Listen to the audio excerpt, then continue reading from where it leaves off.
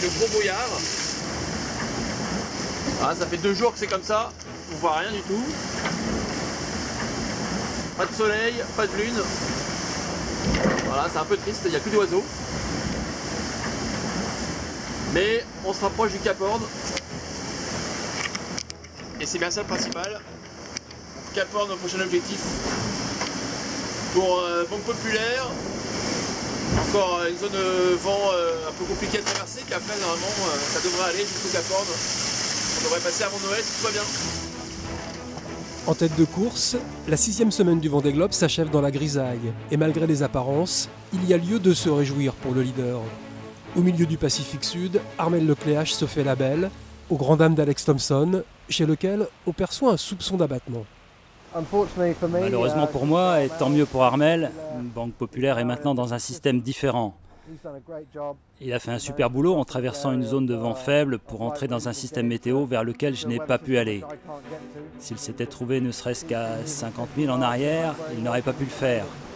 Mais il l'a fait et a priori il va avoir 2 jours d'avance sur moi. Peut-être un peu plus, suivant la route que je vais faire. Bref, c'est pas terrible quand on veut gagner la course. Loin du Britannique, à 1500 km, c'est pour la 3e place que le duel fait rage entre Jérémy Bayou et Paul Meillat. Ces deux-là sont quasiment inséparables depuis une vingtaine de jours. Et en même temps qu'ils croisent le fer, ils ont bien du mérite à encaisser les dépressions, les unes après les autres. Bon bah il y a encore beaucoup de vent là aujourd'hui. On a eu 45 nœuds tout à l'heure. Ouais, ça commence à être fatigant un peu ces conditions, mais voilà, ça va pas durer très longtemps j'espère. Sans faire de bruit, Jean-Pierre Dick, lui, trace sa route. Son détour par le détroit de Bass entre l'Australie et la Tasmanie, et ce pour échapper à du très mauvais temps, s'est avéré plutôt judicieux.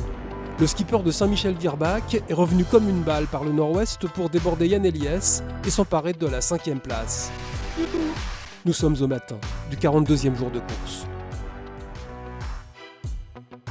Ce même jour, le 18 décembre, Thomas Ruyant se trouve à mi-chemin entre la Tasmanie et la Nouvelle-Zélande.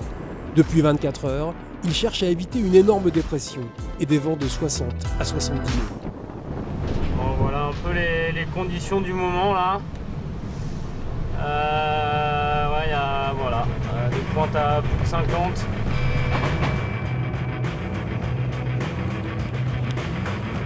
Voilà, la mer est grosse. Voilà, donc là je vais un peu trop vite. Je suis en train de rattraper la dépression et ça j'ai pas envie.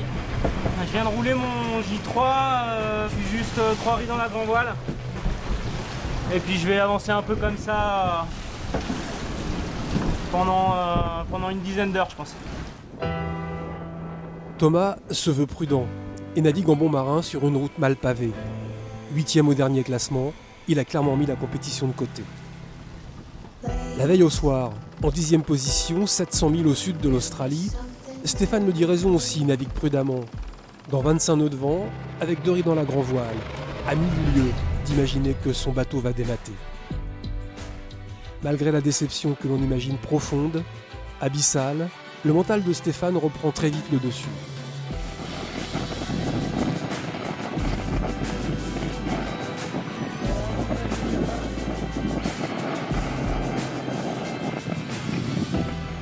Bon, là on voit le seul morceau de mât que j'ai gardé à bord, c'était le premier mètre du mât. Voilà, j'ai préparé la baume qui va me servir de mât. Là c'est orange mais au banc. Là ça va être les drisses et l'étai. Et je m'apprête à hisser.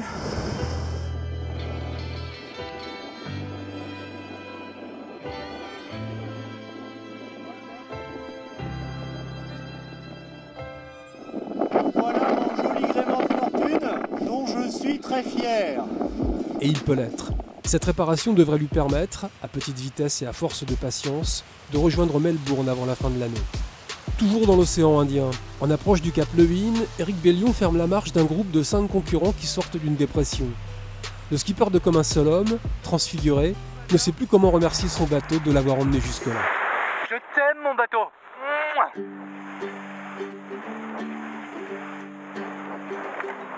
C'est le petit moment qu'on a le bateau et moi où je vérifie. J'essaie quotidiennement que tout va bien. Et je lui dis combien je l'aime. Et je l'embrasse aussi. Parce que on a une telle relation tous les deux. J'ai tellement de la chance d'avoir ce beau bateau. On a une relation extraordinaire. Il est bienveillant avec moi. Il a une force en lui extraordinaire. Il a qu'une envie, c'est de terminer ce Vendée Globe. À l'avant du même groupe qu'Éric Bellion, Fabrice Amédéo, lui, a laissé quelques plumes. On a eu jusqu'à 50 nœuds en avant du front. Et du coup, malheureusement, la grand voile s'est déchirée. Du coup, on se traîne là. On se traîne et c'est vraiment dur pour le moral. Et j'attends une ouverture pour pouvoir réparer. Mais il y a toujours du vent dans ce pays, j'ai l'impression. Donc c'est un peu compliqué. Et Michel Desjoyaux, il y a 1 an et demi, il m'avait dit tu vas voir, le Vendée c'est 1 emmerde par jour. J'avais fait ah ouais. Eh ben je confirme, on est dans la statistique. Donc là voilà, j'essaye de reprendre un peu le fil et de me remettre en ordre de bataille, et surtout il faut que je répare cette grand voile. Mais bon, je relativise, on est encore dans la partie pour faire le tour du monde et aller jusqu'au sable. Il y en a plein qui n'ont pas cette chance.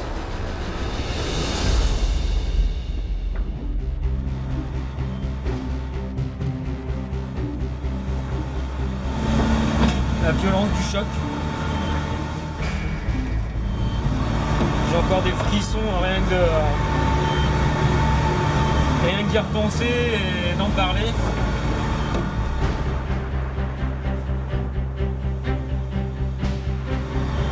J'ai la coque qui est en train de s'ouvrir, les varangues qui se décollent de partout.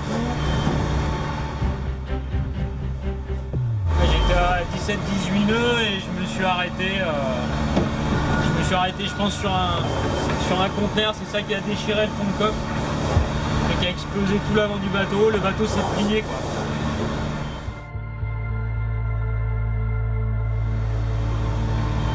Voilà. Fin de Vendée Globe. Terminé. Bon, une moitié de tour du monde quoi. Mais... Voilà, puisque je suis déçu là de terminer, ça se termine de cette façon là,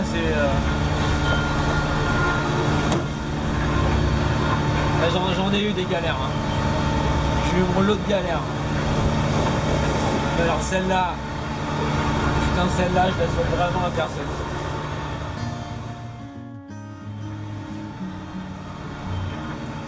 Message à Thomas Ruyant. Sache que je suis de tout cœur avec toi et que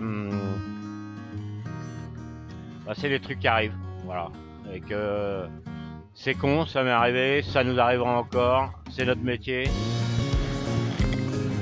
Merci à toi de ta qualité de navigation et du plaisir que ça a été pour moi d'avoir un concurrent de ton niveau.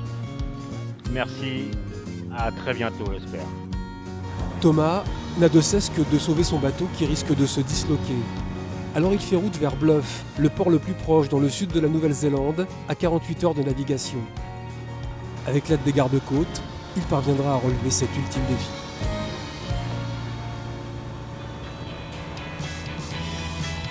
Dans les mers du Sud, les dépressions, elles, ne s'arrêtent jamais.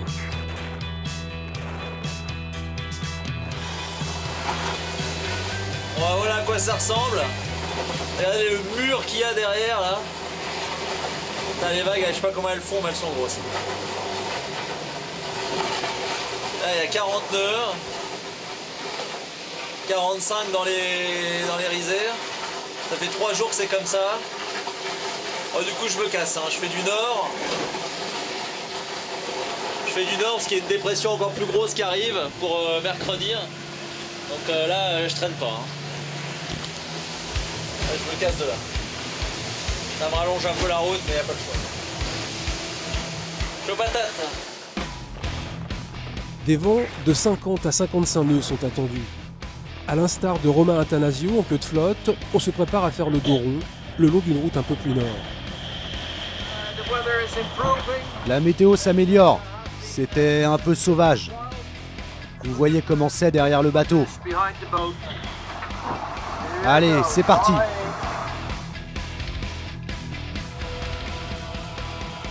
Plus en avant, au 44e jour de course, il est question d'un embouteillage monstre à la longitude du cap Lewin. En 15 heures de temps, ce sont 5 concurrents qui vont doubler le deuxième des 3 caps. Dans l'ordre, Fabrice Amedeo,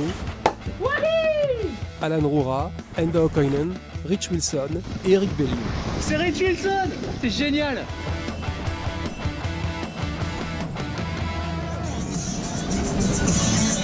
Yeah! C'est Cap Lewin!